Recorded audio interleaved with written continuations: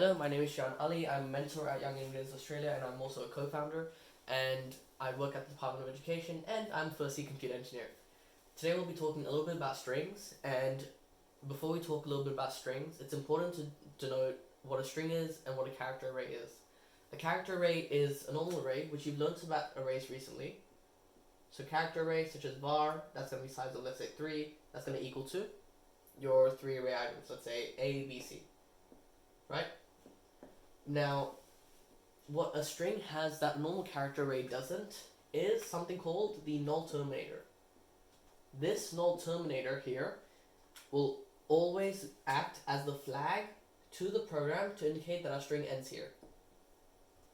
But why do we need a flag like this? Here above at the top, I wrote my name, Shayan, and I wrote my name here, Shayan with the null terminator. Now, if I were to try and print that name, I know the size of that array is 7, so I go for, I'm using a for loop here, int I equals 0, I is less than 7, I plus plus.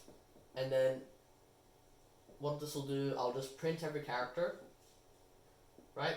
So printf, car, and then blah blah blah.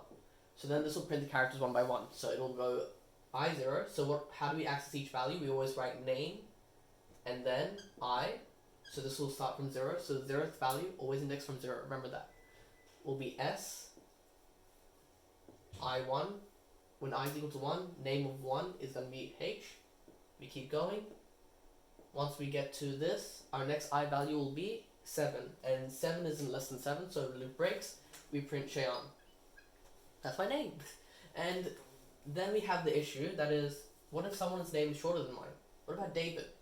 David's name's pretty short, and it's shorter than mine, so David's name won't be able to access properly, because if we try and use this same rule here, we go I equals 1, 2, 3, 4, 5, and then 6, we're accessing something we shouldn't access, and the operating system will kill us.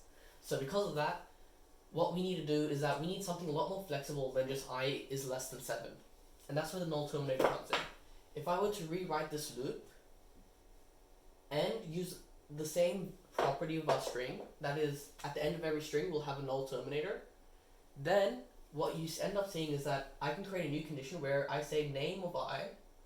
So if name of I doesn't equal to the null terminator, I want you to continue running this loop. What does that mean? That means we go to I equals 0. Is this a null terminator? No? Okay, we'll print it. Is this null terminator? No? Let's print it. Is this? No, no, no, no, no. So we'll just print the rest of that. But is this null terminator? It is, isn't it? So because of that, once we reach that null terminator, we break out of the loop. And that's the difference between a string and normal character array. Look, character arrays can also have null terminators, but a string without a null terminator turns into a normal character array, which we can't treat like normal strings. And the reason why it matters, so this will be a character array, right?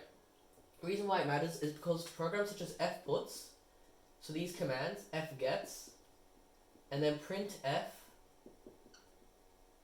of %s, right? All of these rely on this null terminator, which makes strings unique and very powerful within C. I hope this sort of helps you in understanding the difference between a string and a character array, and that's about it. Thank you.